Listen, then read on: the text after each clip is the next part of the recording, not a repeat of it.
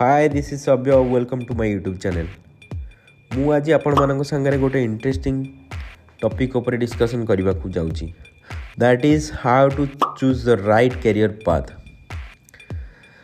जदि आपण माने भाबुचंती एई प्रॉब्लम रे आपण माने एका स्ट्रगल करूचंती देन मने रखंतु आपण माने एका नुहंती। Actually lot of students are struggling with this problem. तेणु ये वीडियो रे मु आपण मानंकु सिंपल एंड प्रैक्टिकल उपाय कहबी जहाँ द्वारा आपण माने आपण को कैरियर डायरेक्शन बुझी पारिबे। तेणु ता भीतर किछि पॉइंट मु डिस्कशन करिवि लाइन बाय लाइन।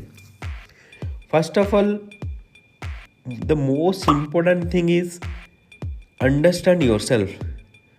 सबुठु भल आपण माने निजे निजको चिन्हंतु, निजे निजको बुझंतु, निजको पचारंतु आपण माने कौन कले आपण मानकु खुशी लगुची, कौ समय रे आपण टाइमटा इमिति पास हो जाउची, कौन कले कि आपण मानकु जानी हुआनी। तो एटा गोटे मोस्ट इम्पोर्टेंट थिंग।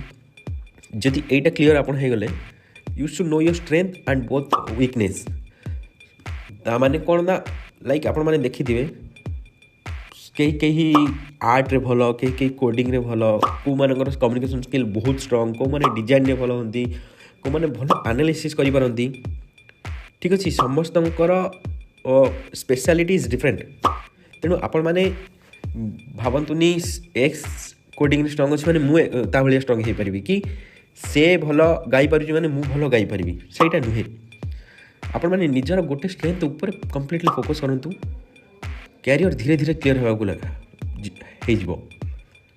आउ मु देखी there are lot of student who are going behind, who are chasing trends. ता माने किछि स्टूडेंट अछन कोन करिवे, आज देखि देबे गोटे मोटिवेशनल रील्स कोडिंग ऊपर, आज कोडिंग सिखिया चेष्टा करिवे, खाली एआई ऊपर देखि देबे, एआई ऊपर किछि ट्राई करिवे, पर दिन स्टॉक मार्केट ऊपर देखि देबे, स्टॉक मार्केट ट्राई करिवे। किंतु से जिनस हला सेमती नो। I am not telling trending is bad, okay trending is not bad, किंतु ट्रेंड ऊपर आधार करी कैरियर बाछिले कन्फ्यूजन डेफिनेटली आसीबो। The most important thing is skill तैयारी कले ही ट्रेंड आपण जदि स्किल तैयारी करि दोचंती देन आपण स्किल गोटे दिन ट्रेंड हो जिवो, अन्य माने ताकू फॉलो करिवे। So my suggestion is don't chase trends, okay. आउ किछि जिनस हला आपण माने जतले ना ट्राई करूचंती कोनोसी जिनस ऊपर फोकस करंतु एटलीस्ट 1-2 मंथ्स। कौन हुए ना किसी पिला 2 दिन रे 3 दिन रे 5 दिन रे 10 दिन रे ताकू छाड़ दियंती गोटे जिनस करिया परे। तेणु ताठू बेटर हो आपण माने कोनोसी कोर्स जॉइन कर दियंतु, नले किछि इंटर्नशिप ऊपर काम करंतु, किछि प्रोजेक्ट ऊपर काम करंतु। एक्चुअली कौन हम ए जिनस कले आपको किछि एक्सपीरियंस मिलिबो। तो मो हिसाब रे experience is the best teacher in this world. ए जिनस भी आपण ट्राई करिवे।